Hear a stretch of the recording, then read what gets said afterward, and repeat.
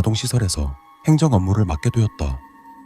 채용 공고에는 상담 기록을 정리하고 서류와 공문을 다루는 일이라고 했다. 급여는 평범했고 시설은 도시 외곽에 위치하고 있었다. 난 조용히 일할 곳이 필요했다. 그래서 그곳으로 갔다. 시설 건물은 겉으로 보기엔 평범한 복지기관처럼 보였다. 그런데 간판이 좀 이상했다. 간판의 글자가 일부 지워져 있었다.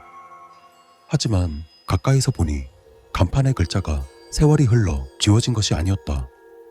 일부를 간판을 긁어 지운 뒤 다시 덧칠한 흔적이었다. 시설의 실내는 지나치게 정돈되어 있었다. 아이들이 있는 곳이라면 보통 남아있는 흔적이 있다. 벽에 붙은 그림이라든가 색종이, 작은 장난감, 계단 모서리에 남은 손때 같은 것들이 있어야 했다. 하지만 그곳에는 그런 것이 거의 없었다. 건물의 복도는 조용했고 놀이방 표지판이 붙어있는 문은 큰 자물쇠로 잠겨 있었다. 나는 행정실에서 인수인계를 받았고 그곳엔 시설에서 지켜야 하는 내부 규칙들이 많았다.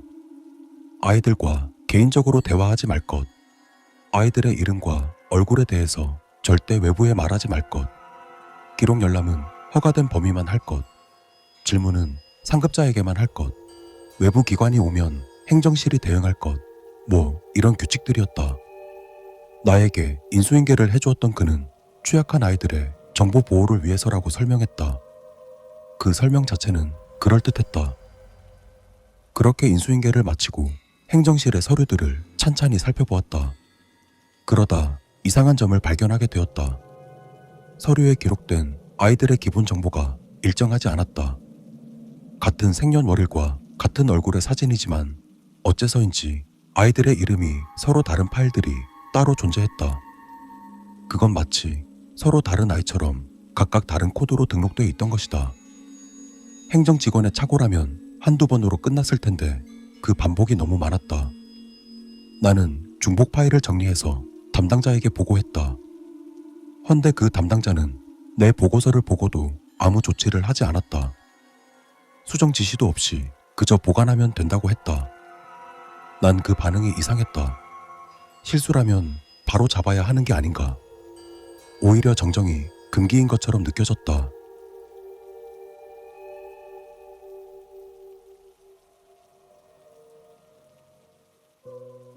며칠 뒤 복도에서 아이 하나를 보았다. 아이는 후드를 깊게 쓰고 마스크를 한 채 걷고 있었다. 겨울이라 외투를 입는 건 이해했지만 실내에서도 끝까지 벗지 않는 모습이 꽤나 눈에 걸렸다. 그리고 그 아이의 움직임은 너무 조심스러웠다. 사람을 피하는 게 아니라 자기 몸이 부딪히지 않게 조심하는 사람의 걸음이었다. 그리고 그 아이에게서 이상한 냄새가 났다. 나무 냄새와 소독약이 섞인 듯한 냄새. 또한 그 냄새는 아이의 채취라기보다 시설에서 묻어나온 냄새 같았다. 그러다 무심코 아이의 목 주변 피부를 보게 되는데 피부는 건조했고 붉게 올라온 자국이 있었다. 그건 멍이나 상처처럼 보이진 않았다. 지속적으로 마찰이 생겼을 때 자국과 비슷했다. 마치 옷이나 보호대 같은 것이 계속 스친 흔적처럼 보였다. 그날 나는 시스템에서 그 아이 사진을 찾았다. 검색 결과가 3개가 나왔다. 같은 얼굴이지만 3개의 코드로 등록되어 있던 것이다.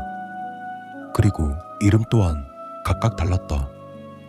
그 아이의 생활 기록을 보면 공통된 문장이 반복되어 있었다. 감정 표현이 적다. 질문에 반응이 느리다. 발화가 거의 없다. 특정 질문에서 호흡이 불안정해진다. 복부 통증을 호소한다. 턱이 굳는다. 난 그 아이의 의료 기록도 함께 보았다. 그리고 역시 진단명은 다양하게 적혀 있었다. 불안장애, 외상후 반응, 기능성 신체장애와 같은 말들이 섞여 있었다. 중요한 것은 이것들의 공통 경향이었다. 특정 상황에서 증상이 악화된다. 그리고 그 특정 상황은 비슷했다. 과거 사실을 정확히 말하게 하거나 날짜와 장소를 확인하려 하거나 누가 무엇을 했는지 구체적으로 묻는 상황이었다. 난 행정직이라 치료 내용을 판단할 권한이 없었다. 그러나 기록을 읽을 수는 있었다. 기록을 읽을수록 이 시설이 하는 일이 단순한 보호가 맞는지 확신이 흔들렸다. 아이들이 말을 못하는 것이 아니라 말을 하려 하면 몸이 무너지는 구조 같았다. 그리고 그 구조가 우연이 아니라 반복되는 규칙처럼 보였다.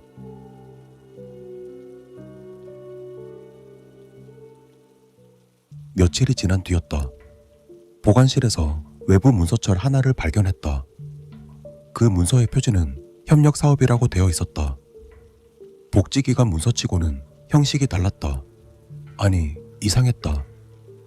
표에는 알 수 없는 수치가 많았고 문서에 적힌 단어들도 연구 보고서처럼 딱딱했다. 그리고 그 단어들은 몹시도 내 눈에 거슬렸다.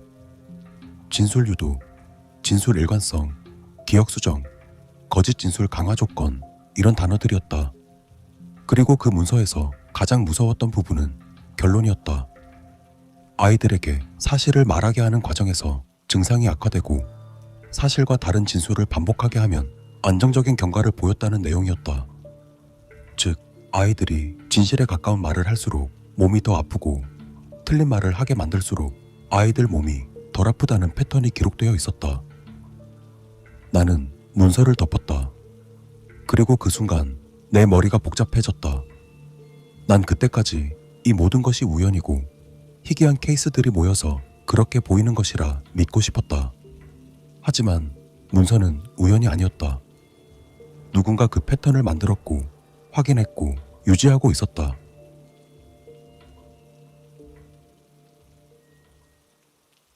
그날 밤 집에 돌아와도 머리가 가라앉지 않았다. 왜 아이는 세 개의 이름을 가지고 있었는지, 왜 놀이방에 잠겨 있었는지, 왜 조용했는지, 왜 특정 질문을 피했는지. 아이가 겪었을 일을 생각하면 답답해지는 감정이었다. 그 시설의 아이들은 공통적으로 말을 적게 했다.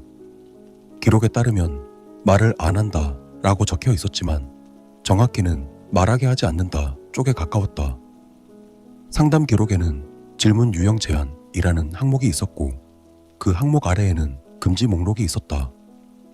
과거 사건을 구체적으로 묻지 말 것, 누구의 책임을 묻지 말 것, 정확히 라는 단어를 쓰지 말 것.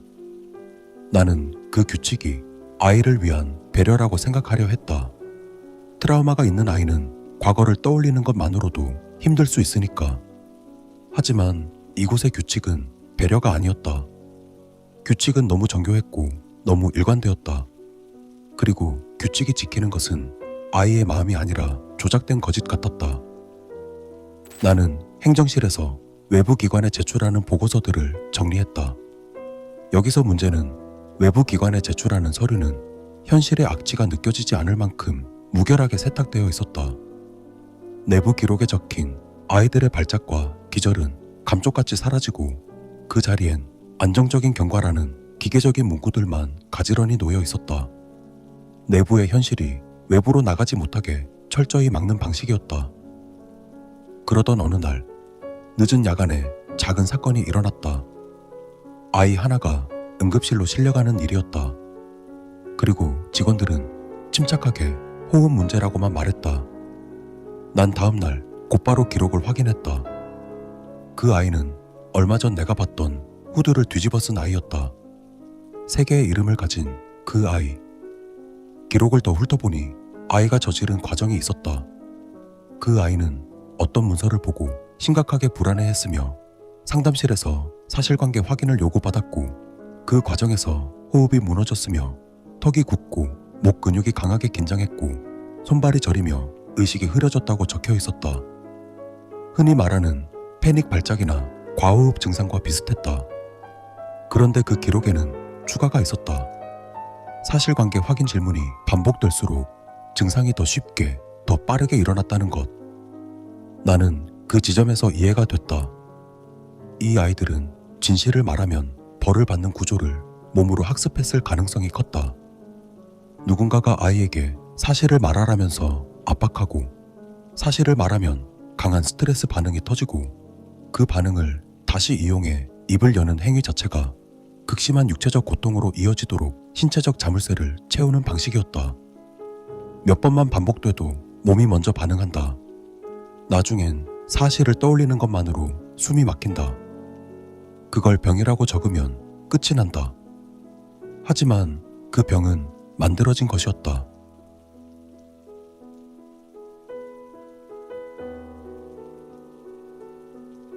나는 이 소름 끼치는 가설을 증명해야만 했다. 행정실의 뻔한 서류들 넘어 이 고문을 설계한 진짜 기록이 어디 있는지 이미 짐작하고 있었다. 그리고 모두가 퇴근한 밤, 난 보관실 구석에 잠긴 캐비닛을 뒤졌고 그곳에서 일반 서류와는 별개로 관리되던 비밀 문서 하나를 찾아냈다. 문서의 겉면에는 특수교육 프로그램이라고 적혀 있었다. 겉으로는 아이들의 진술 신뢰도를 높인다는 명목이었지만 내용은 전혀 달랐다. 말을 듣지 않는 아이의 기억을 지우는 기억 교정, 원하는 대답만 반복하게 만드는 진술 일관성 강화 같은 비인간적인 단어들이 빼곡했다. 실제 내용은 단순하고 잔인했다. 특정 질문을 던지고 아이의 반응을 기록한 뒤 아이가 말한 내용이 시설이 원하는 방향이 아니면 똑같은 질문을 수백 번 반복했다. 그 반복 과정에서 아이에게 극심한 공포와 통증을 일으켜 결국 아이가 살기 위해 거짓말을 선택하도록 몰아넣는 방식이었다. 그 문서가 더 잔인했던 이유는 마지막 줄 때문이었다. 사실 확인이 어렵다면 안정된 진술을 유지하는 것이 우선이라는 문장이었다. 진실이 무엇인지는 중요하지 않았다. 아이의 몸이 무너지는 것은 부작용이 아니라 아이를 굴복시키기 위한 가장 효율적인 도구인 것이다. 아이가 고통스러워할수록 아이는 시키는 대로 말하게 된다. 그리고 시설은 아이가 저항을 포기한 그 끔찍한 상태를 안정이라고 불렀다. 그런 문서를 읽을 때 나는 감정이 복잡했다. 그리고 분노만 느끼지 않았다. 더 먼저 든 감정은 허무함이었다. 이곳에서 아이에게는 선택지가 없었다. 말을 하면 아프고 말하지 않으면 사라지고 원하는 말을 하면 덜 아프다. 그 구조 안에서 아이가 할 수 있는 최선은 과연 무엇이었을까? 서류 속에 적힌 그 지옥 같은 기록들이 머릿속에서 떠나지 않았다. 나는 더 이상 이 건물의 공기가 예전처럼 느껴지지 않았다. 난 떨리는 손으로 문서를 제자리에 되돌려 놓고 보관실을 빠져나오던 그때 어두운 복도 끝에서 누군가와 마주쳤다. 그 아이였다. 마치 아이는 날 기다리고 있었던 것처럼 그늘진 계단 아래에 꼼짝도 하지 않고 서 있었다. 아이의 손에는 서류 봉투가 들려 있었다. 그리고 그 봉투에는 외부 연구실 주소가 적혀 있었다. 그런데 행정직원인 내가 아닌 아이가 그 봉투를 직접 들고 있었다. 그리고 아이의 눈은 극도로 불안하게 흔들리고 있었다. 평소라면 직원을 피해서 도망갔을 아이가 위험을 무릅쓰고 내 앞에 나타난 것이다. 그 아이가 규칙을 어기고 직접 나를 찾아왔다는 사실 자체가 얼마나 긴급한 신호인지를 말해주고 있었다. 나는 멈춰서서 아이를 바라보았다. 아이는 내 얼굴을 제대로 보지 못했다. 대신 봉투를 쥔 손을 심하게 떨고 있었다. 손이 떨리는 이유는 추워서가 아니라는 것을 난 알았다. 겁이 나지만 꼭 해야만 하는 일이 있을 때 사람은 저렇게 떤다. 아이는 서류 봉투를 내게 내밀고도 바로 사라지지 않았다. 아이는 잠깐 그 자리에 멈춰 서 있었다. 그 짧은 정지 속에 간절한 부탁이 들어있었다. 자신을 이곳에서 꺼내달라는 말이 아닌 입을 열면 고통이 시작되는 그 끔찍한 굴레 속에서 아이가 유일하게 비명을 지르지 않고 내뱉을 수 있는 마지막 진실이 그 봉투 안에 들어있었다. 이 봉투 속에 담긴 자신의 진짜 목소리가 영영 없어지지 않게 해달라는 마지막 구원 요청인 것이다.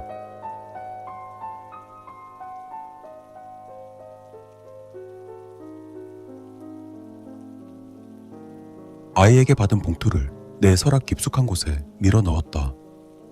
그리고 그 순간 서늘한 감각이 뒷목을 훑고 지나갔다. 지금 내가 무엇을 손에 넣었는지, 그리고 이것이 내 삶을 어떻게 뒤흔들지 본능적으로 직감했다.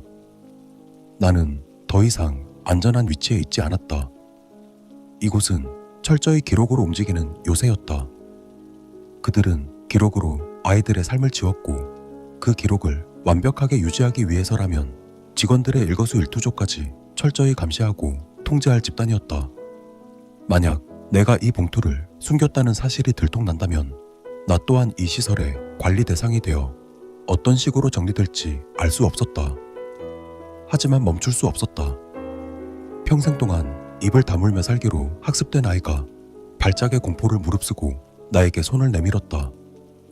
그 마른 손의 떨림이 내 등 뒤를 떠밀었고 아이가 자신의 전부를 걸고 건넨 그 무게감이 나를 움직이게 했다. 모두가 잠든 밤, 나는 숨을 죽인 채 개인 노트북을 켰다. 그리고 떨리는 손으로 봉투 속 USB를 컴퓨터에 연결했다.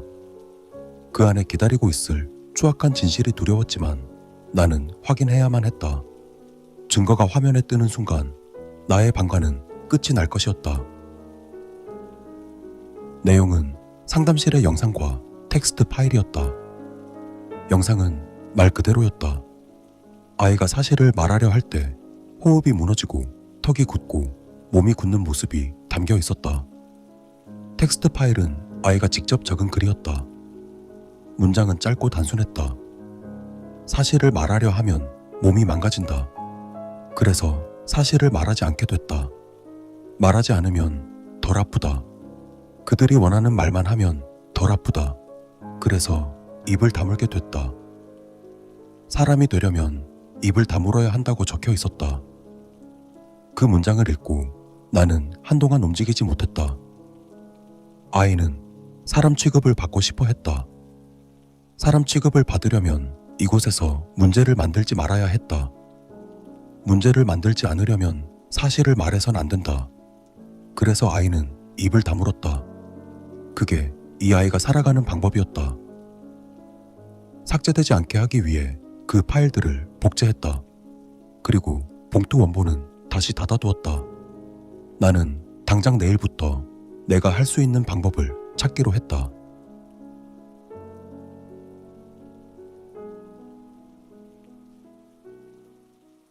가장 먼저 한 것은 내부 자료를 체계적으로 정리하는 일이었다. 기관에 무언가를 제보하려면 감정이 아니라 구조가 필요했다. 나는 파일의 목록을 만들었다. 문서 날짜, 작성자, 요약, 관련 아이코드, 외부 제출 여부를 정리했다. 그 아이의 실명은 없거나 계속 바뀌었다. 그래서 나는 아이의 코드 중심으로 정리했다. 그 자체가 씁쓸했다. 아이를 살리려는 작업이 아이를 코드로 부르는 현실이 싫었다. 그리고 그와 동시에 두려움도 함께였다. 내가 움직이면 그 시설은 정리를 할 것이었다. 내가 말하는 정리는 기록 정리가 아니라 사람 정리를 말하는 것이다. 특히 아이는 더 쉬운 대상이었다. 보호시설 아이는 외부 연결이 약했다. 이름도 보호자도 주소도 불확실하다는 이유로 이동이 가능했다. 이동은 단어만 보면 중립적이지만 그 안에는 흔적을 지우는 기능이 있었다. 아이를 다른 곳으로 보내버리면 그만이었다.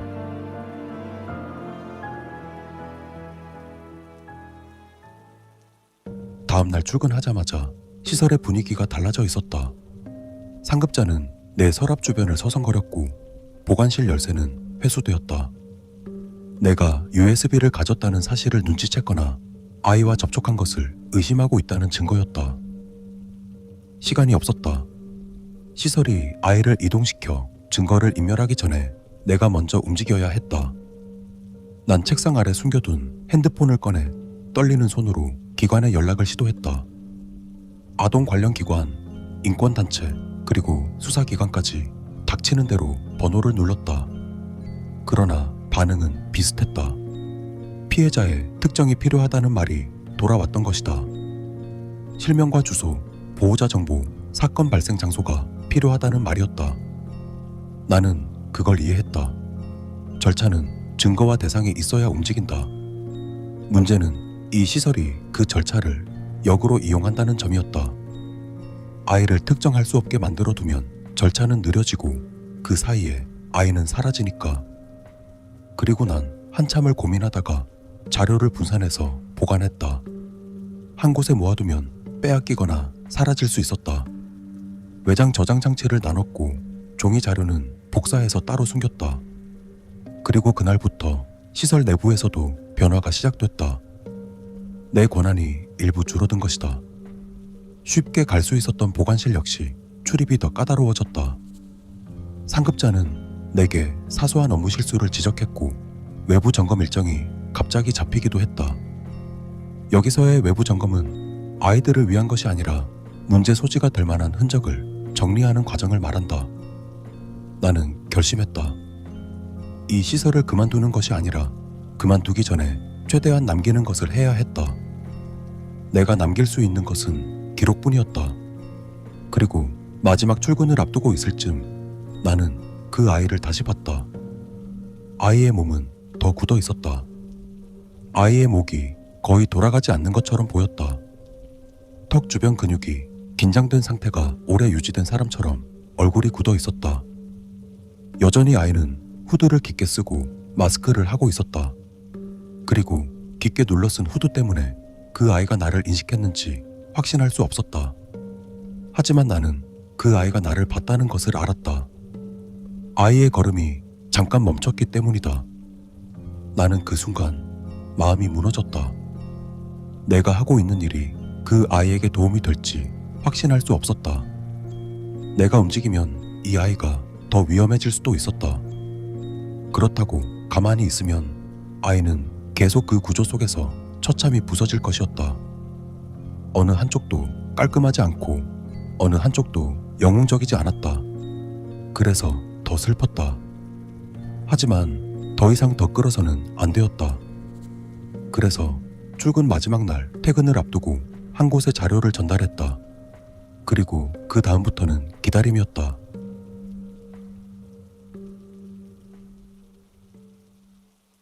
몇 주 뒤 뉴스에 짧은 지역 기사 하나가 떴다.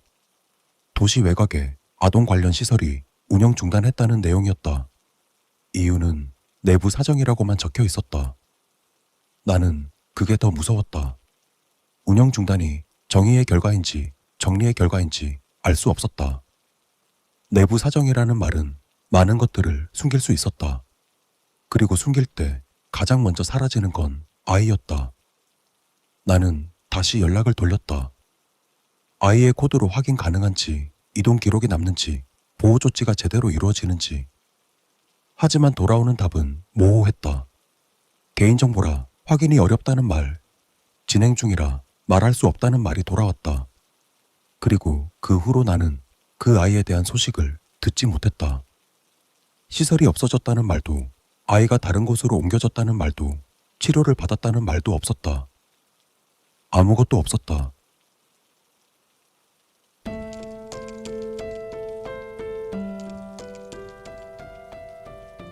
나는 아직도 가끔 생각한다. 그 아이는 마지막까지 말을 줄였다. 말을 줄인 것은 그 아이의 성격이 아니라 생존이었다. 그리고 내가 가진 결말도 깔끔하지 않았다. 내가 바란 결말은 아이를 구했다는 문장이었지만 현실에서 그런 문장은 쉽게 나오지 않았다. 그리고 난 아직도 그 파일을 지우지 못했다. 그 파일이 증거라서가 아니라 그 아이가 존재했다는 흔적이었기 때문에. 이름이 바뀌고 코드로만 남아도 그 아이가 있었던 사실만은 사라지지 않게 하고 싶었다. 그 아이는 사람이 되기 위해 입을 다물었다. 언젠가 그 아이가 자신의 이름을 되찾기로 결심하는 날, 혹은 이 견고한 침묵의 요새에 균열이 가는 날, 이 진실들이 한꺼번에 터져 나오길 기다린다. 그게 내가 할 수 있는 가장 현실적인 복수이자 마지막 소망이었다. 나는 오늘도 뉴스창을 새로 고침한다. 지워진 기사 뒤에 숨겨진 그 아이의 눈빛을 난 여전히 기억하고 있다.